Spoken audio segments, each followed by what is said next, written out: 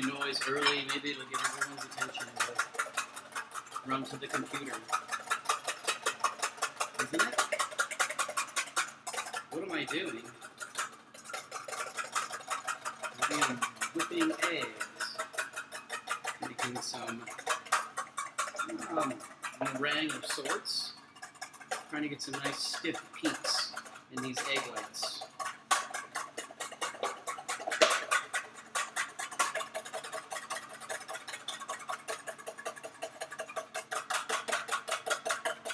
Alright.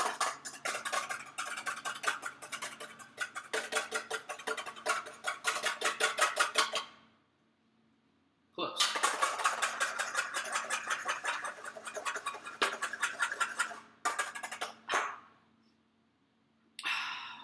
Welcome, everyone. I'm Chef JJ. How are you tonight? It's Brinner. Breakfast for dinner. So what's the most appropriate beverage for something like that? I'm going to go with cider. Cider's a little in between, right? Can be enjoyed at all hours. This one's from Ash and Elm. So check it out. Their stuff's delicious. Gosh, I lost my breath. That's a lot of work. So yeah, that's what I was doing. I was taking some egg whites and stiffening them up using a little bit of cream of tartar. You guys all know what cream of tartar is, right? Nobody? Nobody's ever heard of cream of tartar? You haven't? Remember that spice in your mom's cabinet? It was really small. It's probably been there since 1974.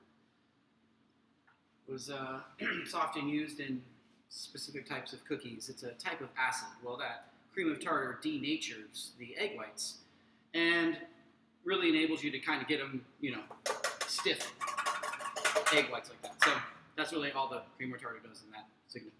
So, but we're going to use these in some pancakes, which we're going to use for some pancake burgers. So it's Brinner, a little bit of breakfast, a little bit of dinner. In our household, it's a lot of protein and carbs because that makes us feel good.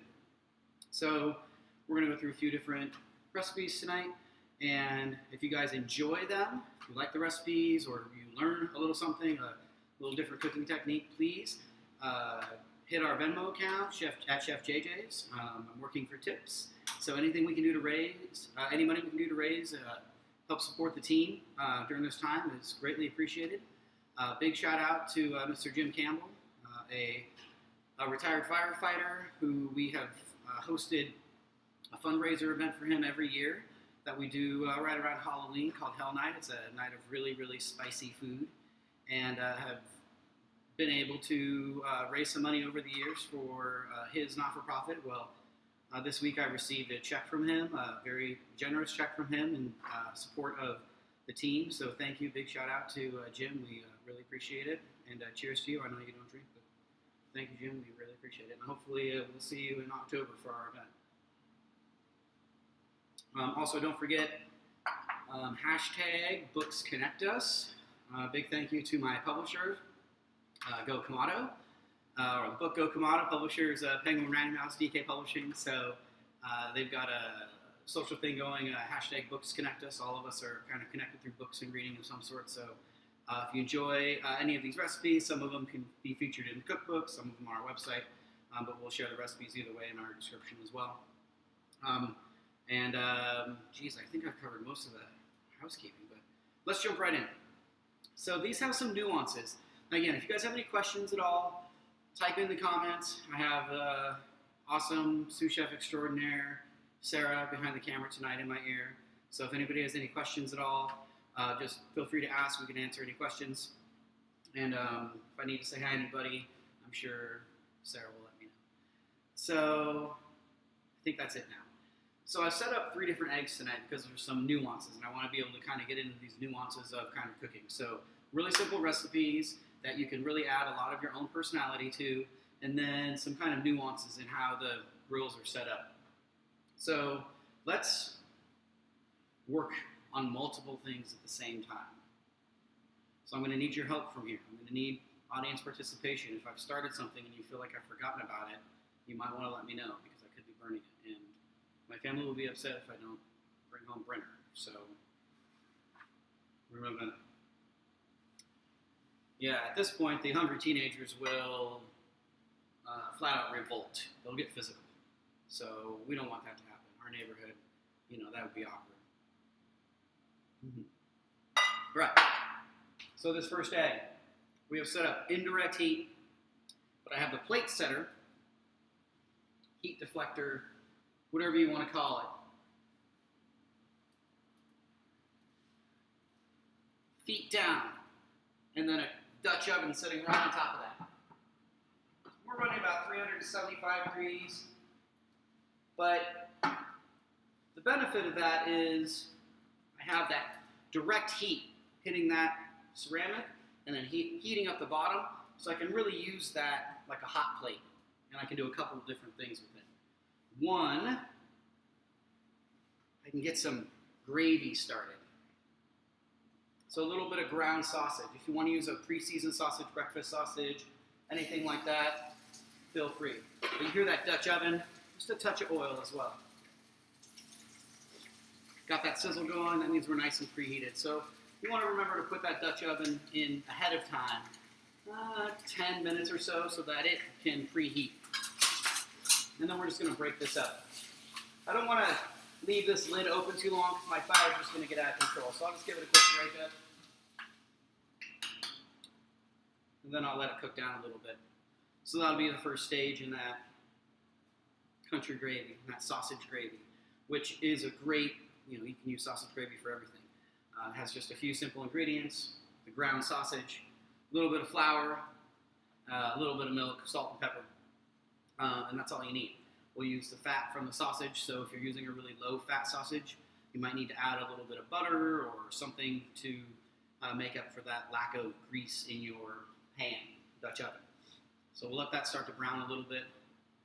And what we'll serve with that, we're not going to do biscuits and gravy. If you want to make biscuits and gravy, that's great, but all gravy needs a great vehicle. So we're just going to do some simple kind of chips. So this is our all-purpose pizza dough. I've just rolled it out and just cut it into some circles. And I just want to give it just a very, very light dab of oil because I want my coating to stick. And my coating is our super secret, not so super secret, everything bagel spice. So most of us love that combination of spices, and it's not a complicated recipe. And when applied properly, it's a lot of fun. So if you just take this spice and sprinkle it into your salad, it's really delicious. If you put it on your crust, it's really good. Obviously on bagels and all that stuff. So what it is it's equal parts of sesame seeds and poppy seeds, and then minced onion and minced garlic and some salt. The important thing about the minced onion and minced garlic is you want that dried, minced. You don't want like garlic powder or garlic salt. You want the minced garlic and onion, all right? So we'll just mix that together, and then we're going to sprinkle both sides with this, and then we're going to bake these off as well, and these will be our chips for this country gravy. All right. And there's a few different ways we can bake these, really. We have lots of different options. I could throw it directly on the stone, just like that. Yeah. Starting to brown, so that's good.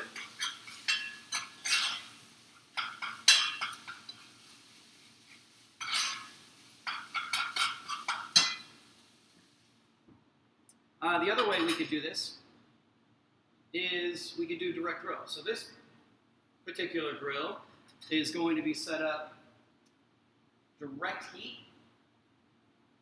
So we have a direct grate, and then I've got a couple of little accessory pieces in there. I've got a little small cast iron skillet that I'm going to attempt to cook some eggs in. And then I also have half plancha, or half mirror. There we go. So it's a nice smooth side that we can, you cook anything you want a solid surface on. Cast iron is also reversible, so it's ridged on the other side as well. And we've taken some potatoes, cut them up pretty small, and put them on that plancha. We're letting them just cook, and they're raw. So just a touch of oil, raw potatoes. And what we're really trying to do with these potatoes is get them crisp on the outside, but keep them kind of pillowy soft in the middle. So it's important that you commit to a pretty consistent potato texture. Large, small dice. We can have arguments about the texture, but we don't need to. Let's to each their own. So this is in honor of Sarah. She likes the small dice, so we're going to go with the small diced potato. So we have a few things working now. I hope you guys are all paying attention. You remind me to check on that sausage. As soon as it's mostly brown, we're going to add a little bit of flour to that. Then I have a couple pieces of dough, one direct heat, one on our plate setter. You could use a pizza stone if you wanted to. That's the next best thing. And of course our potatoes are working. So we need to add a little bit of stuff to our potatoes, and we need to get our pancakes finished up, which will actually come together a lot quicker than you think. We'll see. So pancakes, pancake batter. Just take a bowl. And this is flour, powdered sugar, to sweeten it up, some baking powder, and salt. We just mix that together. We're going to add an egg yolk, because we want that protein. And we're going to add some butter.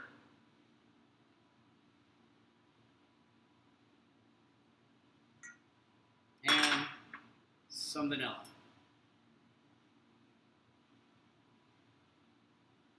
Sarah has a question? Sarah from where?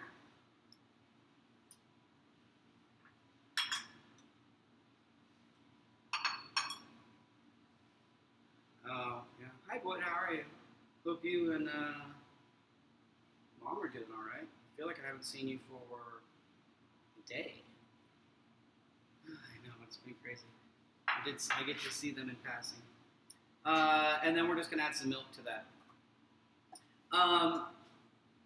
So it does become a personal preference. In this case, I think new potatoes are okay because they're diced and they're my preference for something like that. Russet potato just doesn't quite have enough flavor, and we're not mashing it up and adding a bunch of cream and garlic to it. We're really looking kind of for the flavor of the potato. So for me, a younger potato or a new potato is my preference. So we just mix that batter together.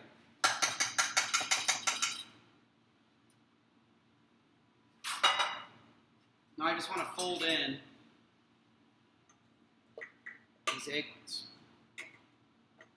whites. And what this is going to give us is a nice, fluffy, airy kind of batter. And that's what we're looking for, because we're really trying to make some good buns for our burger. So I just folded this in. It's tough not saying buns and smiling, right? Let me follow up on this real quick, you guys. So I've got a nice brown side there. I'm going to flip it over. My direct grill. Yeah, that looks good too. I'm going to flip over this other side.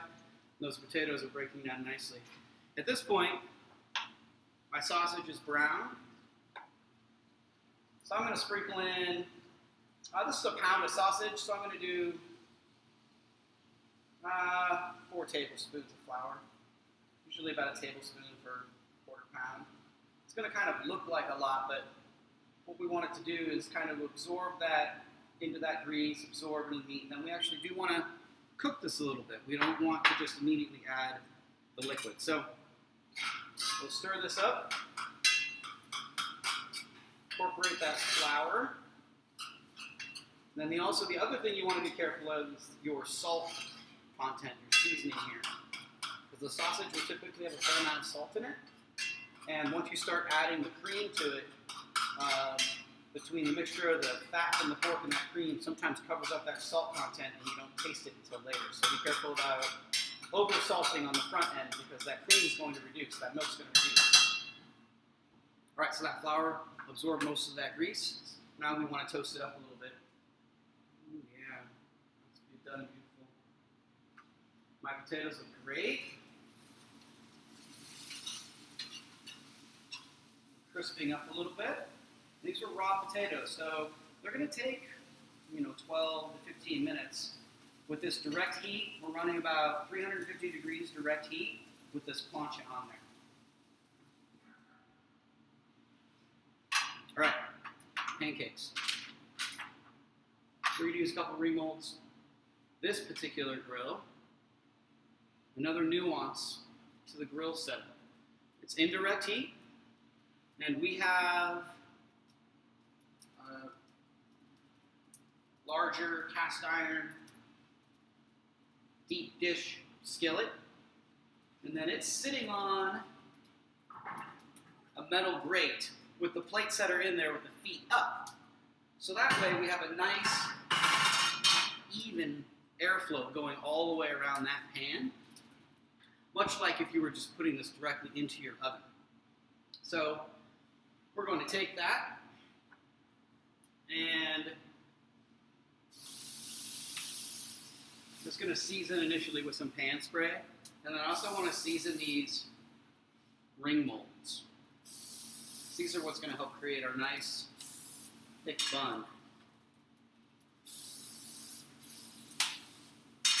Right, and I'll put those right in the skillet, and then I'll take this batter. I just want to fill those about halfway full.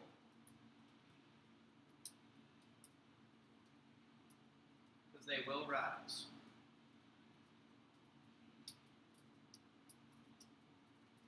Right. So we're going to let those bake, essentially. This is set up just like an oven would, 350 degrees. And we're going to let those bake for about 10 minutes or so. All right. That flour has been browned, so now it's time to add some milk. Some people will add cream, different variants of it. You just pour that right in. And then we're just going to mix it together.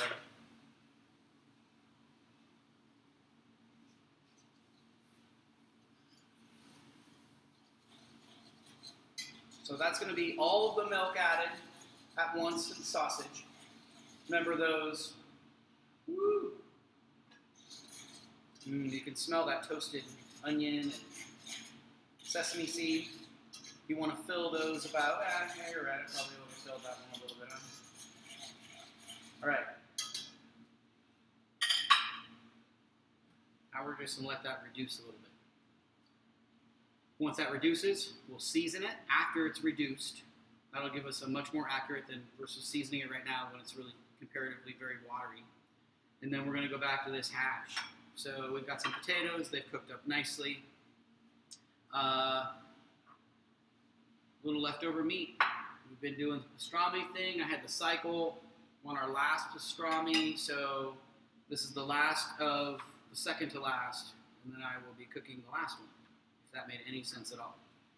So, take some corned beef, and we'll just chop it up.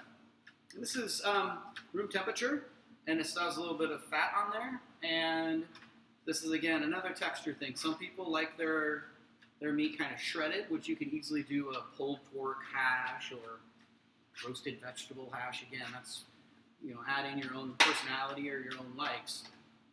It's just a little bit more about the technique, I guess, and some ideas for you. So we have some of that fat on there, and we're going to cut across the grain. So as this breaks down, it breaks into tiny little bits. If you don't want that to break into tiny little bits, and instead you want the long strands, you would just simply shred it with the long strands. You see how that peels, just like string cheese would peel. It, for me, is a little better texturally when you slice it against the grain, and probably most people as well. So we'll take some of this corned beef, and we're going to add it to these potatoes. Heat this bad boy up.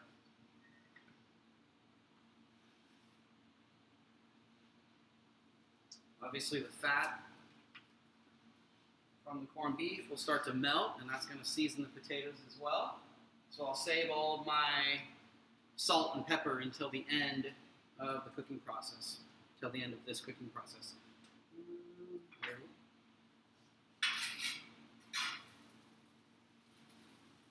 All right, mix that up. And then as that beef heats up, all that fat starts to melt, and then just starts to baste it all, and that's really, really delicious hash. And then from here, of course, there's, how many awesome different ways can you season this or add different flavors or fresh herbs, different types of meat, and even, to Boyd's point, different types of potatoes. Sweet potato hash is a really delicious variation of this recipe, so that's a great way to go. All right, let's peek at these just to see how they're doing. Maybe we'll see a little rise out of them. We do see a rise out of them. Can you see that? Let me see. All that out of the way. There we go. Perfect. So they're already starting to rise. Right now they're browning on the bottom, so we'll let them continue to cook.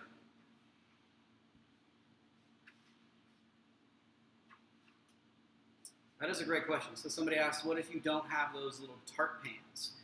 And the best thing to do is you could use anything with a lip or an edge would work fine. Or a bowl that is like oven proof or bake proof would look fine because it'll set in that bowl. You just spray it, it's set in that bowl, and then you can just scoop it out of the bowl or anything like that. And it's not necessary that they're in those ring molds. If you wanted to do them free form like pancakes and just make the batter just slightly thicker with just a little bit more flour and sugar, and then you could just pour it on there and they would set and they would rise. The problem is that without that mold, sometimes when they rise, they kind of tip. So that just helps kind of keep them straight. But those ring molds aren't end all be all. They just make life a little easier. And aluminum foil is a great way to make a ring mold as well. If you really, really want a ring mold. Just saying. All right. Let's check on our drink.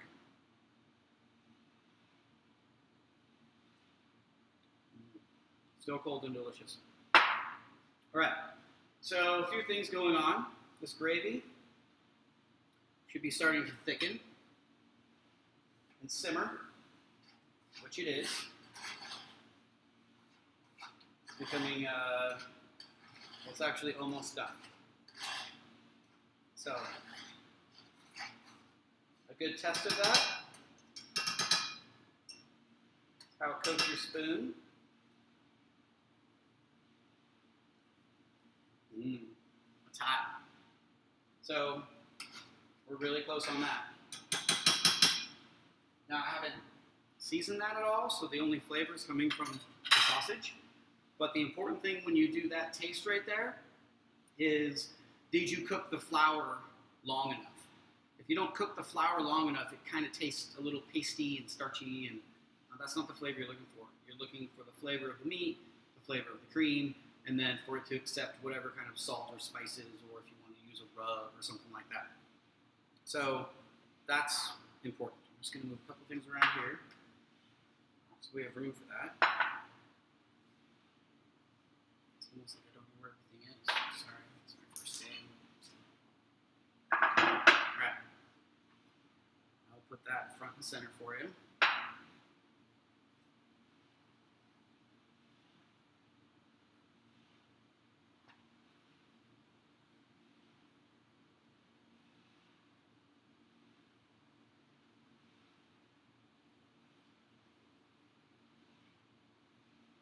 If you guys can see that. I'm going to throw the rest of these right on the plate setter. Let them toast up.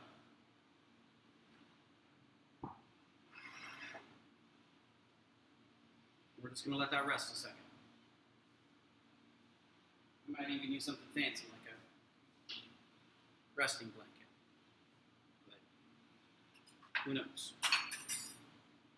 Oh, I did use something fancy like the rest of it. All right.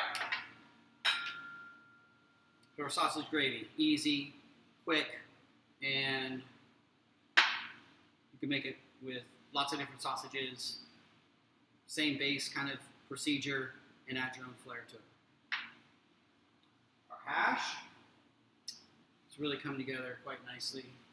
Really happy with that.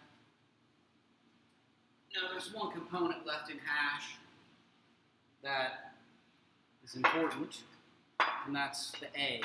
And this is the part where it's probably worth your while for checking it out up to this point, because we're going to attempt an egg on the grill over open flame. Which is sometimes a little hard to do because, see this, I'm already making excuses, because it can get a little hot. So that's not what we're looking for.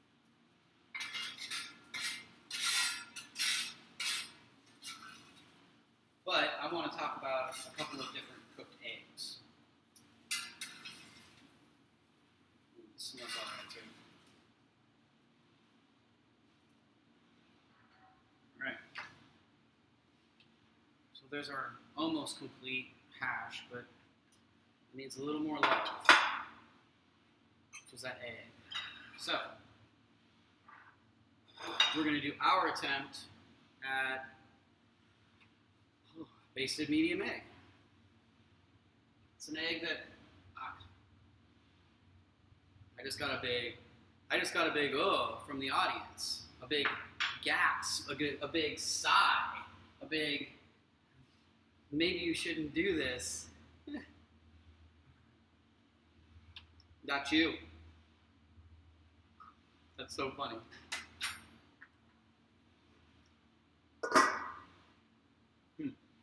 Well, all right. Let's try it. The grill's at a lower temperature. We want to make sure the cast iron is well seasoned. We're going to use a little bit of oil, tablespoon of oil. Oh, thank you from the viewers for reminding me about the ring rolls. Oh yeah, so now they're out the top. Time to flip those bad boys over and check them out. This is gonna be hot. Woo! Yeah. Yep. You're there. All right. So those are almost ready. So now I've got a couple things. Oil in the pan, a couple basted medium eggs. Crack that egg right in that pan. Hopefully you can hear that. That's the sizzle, so that's what you want. And then here is another really important part, is you want to break, not the yolk, but the white, that little membrane there, you want to break it. Because we want to flow out, because when we baste it, we want the white to be fully cooked, and then we want a nice haze over the yolk, but the yolk to be completely raw, but warm. So this is the challenge. So once you break that and the white sets, we want to add just a little bit of water, and maybe a tablespoon. And this water is going to steam. And that's when we want to cover the pan and let that steam cook the rest of the white and cook the top just like so. Tablespoon of water. Hear that bubbling, starting to steam a little bit. So we're going to cover it. We'll see what happens. So this is a little bit of the art. We want to steam it long enough to where it's covered, but not so long to where it cooks that yolk. We don't want a solid yolk. So when you're at the restaurant and they ask, how do you want your eggs cooked? Or you're in your kitchen and somebody requests eggs, go for basted medium. This is the best, perfect of both worlds. Your yolk is warm, but you can still use it for plenty of dipping, and the white is solid, so you can use it for whatever you need. I use it to eat it with my toast. All right, so we're going to pull these off.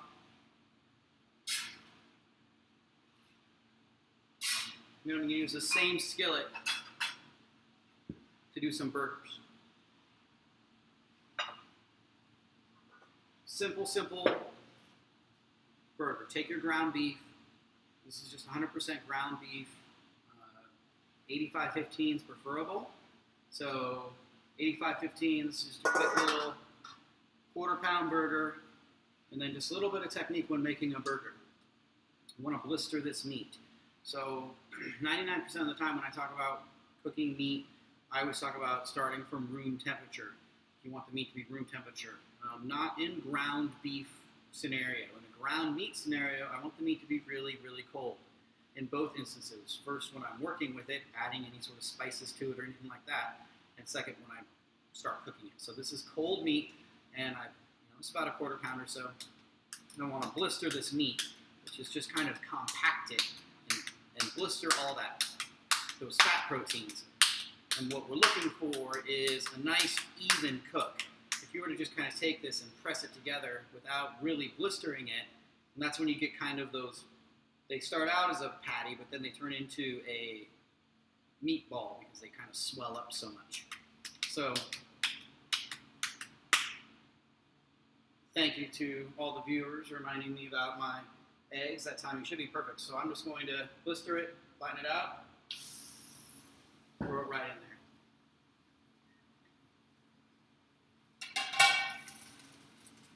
Here we go. Moment of truth.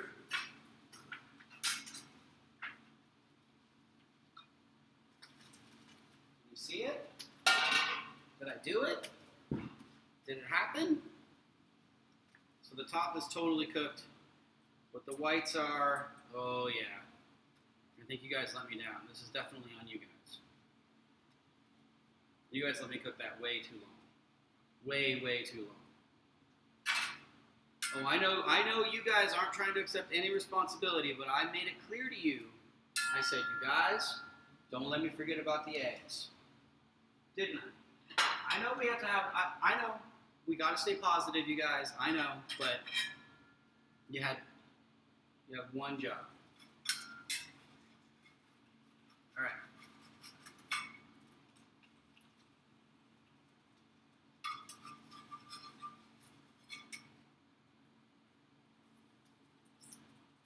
So I believe this is your danger on these basic mediums. Your yolks here are totally cooked. Sometimes failure happens. That's what happens. Now, it still has, it's not like they're cooked hard. It's not like it's a totally lost cause and I'm not going to season this with salt and pepper and smash it. So don't get me wrong there.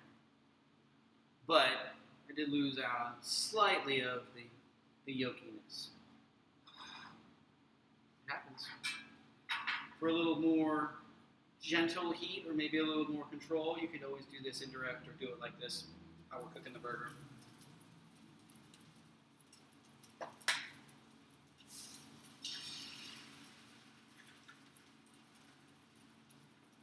Hi, Mr. Raylander. Thanks for checking us out. I appreciate it. And you can always count on me to talk about blistering the meat.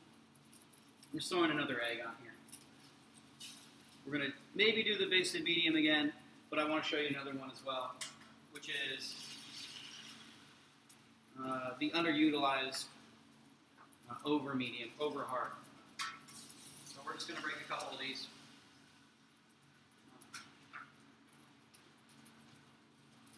Oh, it should only take about a minute or so. If you really want to baste that properly, you should really check that out. Maybe even 30 seconds. 30 seconds to a minute. It shouldn't take the 4 minutes or whatever I spent jabbering away. So I have a couple of different eggs in here. The first one I broke that white. We're going to try that basted medium again, see what happens. The other one I'm breaking the white and I'm breaking the yolk on purpose. I want it to run out. And then as soon as it sets, I'm going to flip it over. We have kind of a lot of random stuff going on. But I want you guys to see this kind of burger come together. Woo! Ah! so you can see how much they rose. Woo! Now they will deflate a little bit as they cool, which is perfectly fine. But because we put that meringue in there, they have the texture and body to hold up to juice or syrup or anything like that. Syrup. All right, this over hard.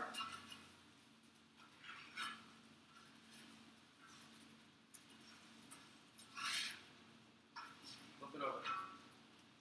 So it's not really an over hard because I'm not going to cook it to where everything's completely solid. Now you can go one of two directions with these. You can make each one your bun, or you can cut it in half, kind of depending on your style. Oh yeah, my burger is almost done. It just needs a couple of other small elements. A little bit of syrup. Just want to caramelize that a little bit on that meat. And a little bit of fresh mozzarella. So I'm just going to peel some off here. I want that to melt on there. That mozzarella's got a nice saltiness to it. I do have some bacon here that was laying around.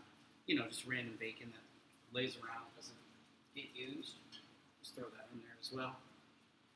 All right. So I'll give you, well, let's do a couple different versions here. Can't really do two different versions, but oh my gosh. Yeah. So that meringue really, really makes it act a lot like pound cake.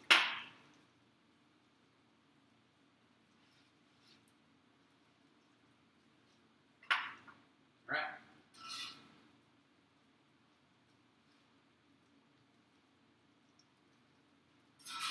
So I set both sides because they're thin, but there's still just a little bit of squish in there. I don't want them totally dry. My burger.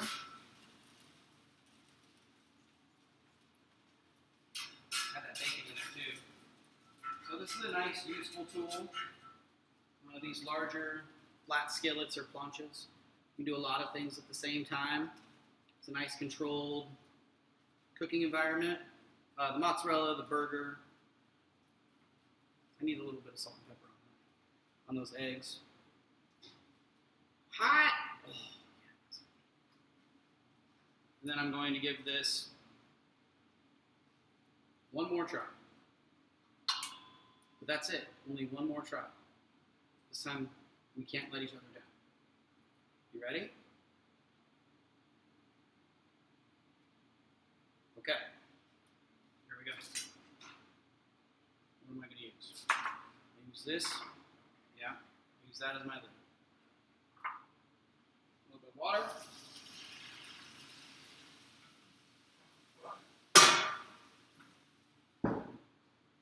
Maybe 30 seconds? Gosh, I don't know. Maybe not. All right, pancake burger. Savory and delicious and rich and sweet and like perfect for dinner. Brinner.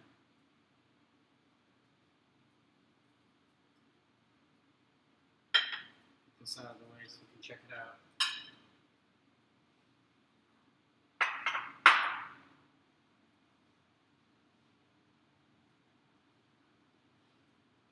And maybe a base of meat.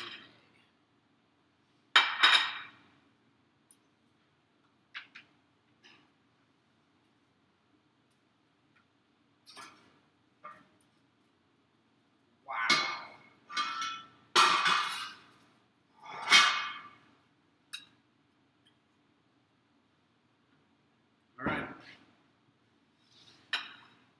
This concludes our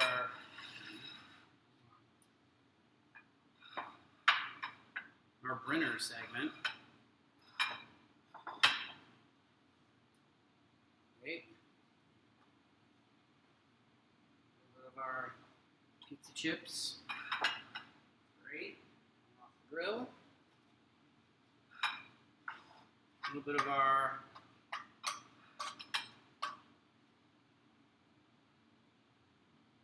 warm gravy.